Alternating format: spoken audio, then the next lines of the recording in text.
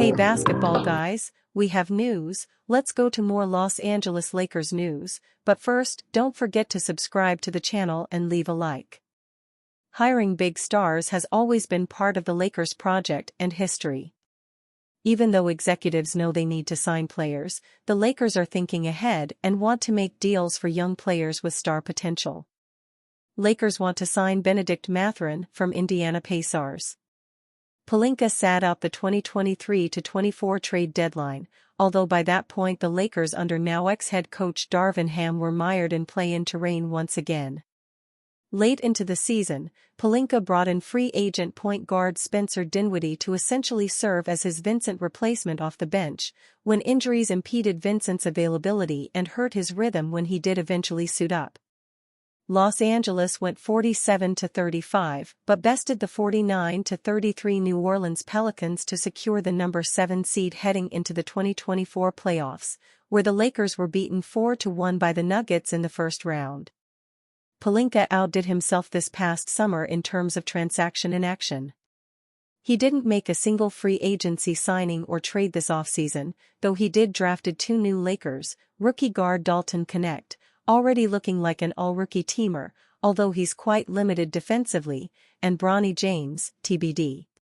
Now, with a middling 15-12 record that's good for, you guessed it, the number 7 seed in the competitive Western Conference, one wonders if the Lakers would actually, look to make a mid-season trade or two to improve their current roster and compete for more than a first-round upset in this year's playoffs.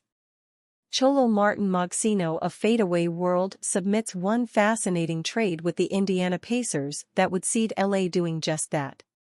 Pacers receive Jackson Hayes, Christian Wood, and Jared Vanderbilt. Lakers receive Benedict Mathurin. In this deal, the Lakers would surrender basically nothing. Wood and Vanderbilt have been hurt all year, while Hayes has been sidelined for much of the season himself. Only Vanderbilt is expected to have much of a rotation role whenever he does return, although he'd be a non-scoring bench big for a former all-rookie teamer and number 6 draft pick. The third-year shooting guard out of Arizona, still just 22, is averaging 17.2 points on .465/.372/.854 shooting splits, 6.2 boards, and 1.8 dimes a night, and could add a lot of scoring punch either off the bench or starting in the backcourt alongside Austin Reeves. He's still on his rookie scale deal, so bringing him on wouldn't hurt LA's cap. And he's by far the best player in the trade. So why would Indiana do this at all?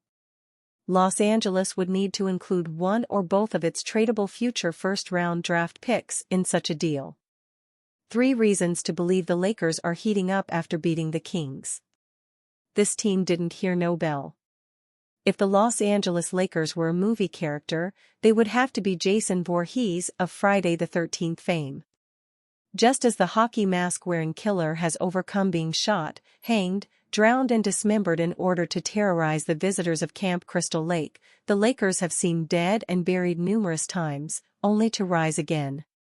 NBA fans would be forgiven for believing that a team led by a player that's just over a week away from his 40th birthday would be able to hang tough in the crucible of the Western Conference, but that's exactly what the Lakers have done. Though Father Time may win out in the end, if the fight between he and LeBron James went to the cards right now, it would be King James that would win by decision. LeBron doesn't have either the motor or the durability that he had in his younger days, but what he lacks in explosiveness and invincibility, he makes up for with one of the highest basketball IQs we've ever seen. Lakers fans got a scare when LeBron recently missed a couple of games with a foot injury, but his 19-6-7 and 18-8-8 stat lines that he's put up since returning show that even if he's not the world killer he once was, he still has a lot left in the tank. Having LeBron healthy is an imperative if the Lakers hope to make a run this year, but there are other concerns, as well. Thankfully, it appears that the team is answering them and then some. Here are 3 reasons to believe that the Lakers are heating up after they beat the Kings Thursday night to move to 15-12. Austin Reeves is back on the court and playing great.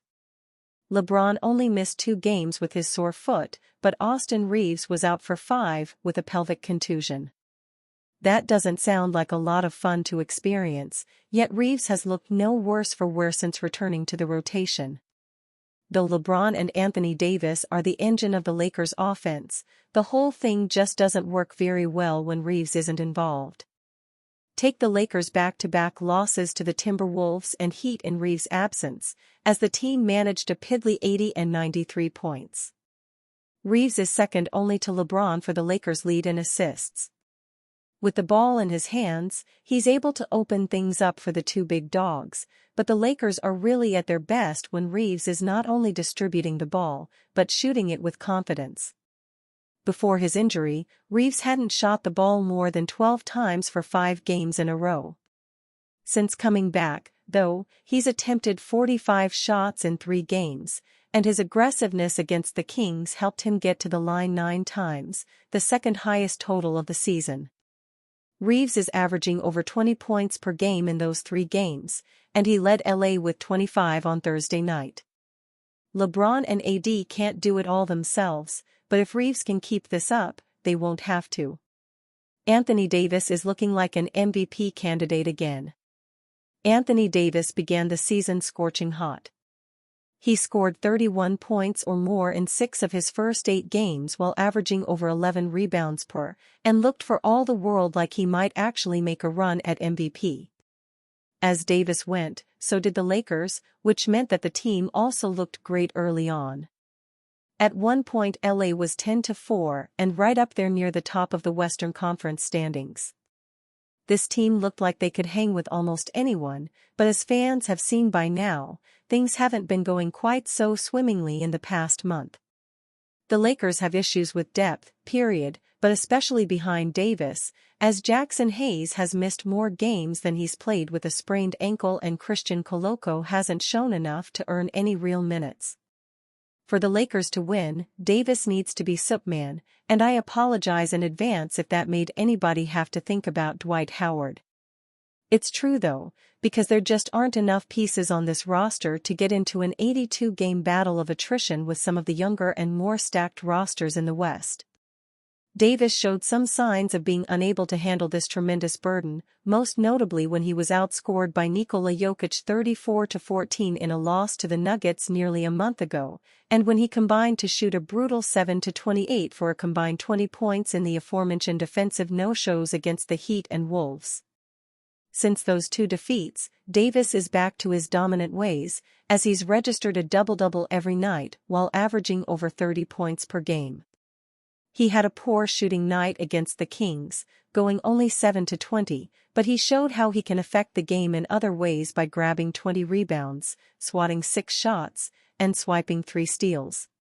It's a tall order, but the Lakers need this from Davis on a nightly basis. It's looking once again like he's up to the challenge. The defense might be inching back toward respectability. AD is still a defensive weapon, but if the Lakers' defense was a gun case, he'd be locked and loaded in there by himself. The Lakers are not a good defensive team, and in fact, that's being far too kind. The Lakers have been very bad at defense, like languishing with the Pelicans and Wizards bad when it comes to defensive rating. Things have been ugly on the defensive end, and with LeBron, Reeves, D'Angelo Russell and Dalton Connect playing so many minutes, there didn't seem to be a chance of improvement without a major move at the deadline. A funny thing happened on the way to the Forum, though. Crypto.com arena. Very quietly, the Lakers are inching up the team defensive rating leaderboard. LA is actually getting some stops now, and in their last 2 games, they've done it against teams ranked 6th and 8th in offensive rating in the Grizzlies and Kings. Even though they lost the game before that to the Wolves, it wasn't the D's fault, as they held Minnesota under 100 points in a 97-87 rock fight. In their last 3 games, the Lakers are actually second in the NBA in defensive rating, behind only the NBA Cup champ Bucks and just ahead of the runner-up Thunder. That's a credit to J.J. Redick for making adjustments and to the players for giving a better effort. The Lakers aren't going to be a defensive juggernaut like OKC, but if they can just be around the middle of the pack, the offense, especially if Reeves and Davis keep doing what they're doing, will be enough to get them a lot of wins.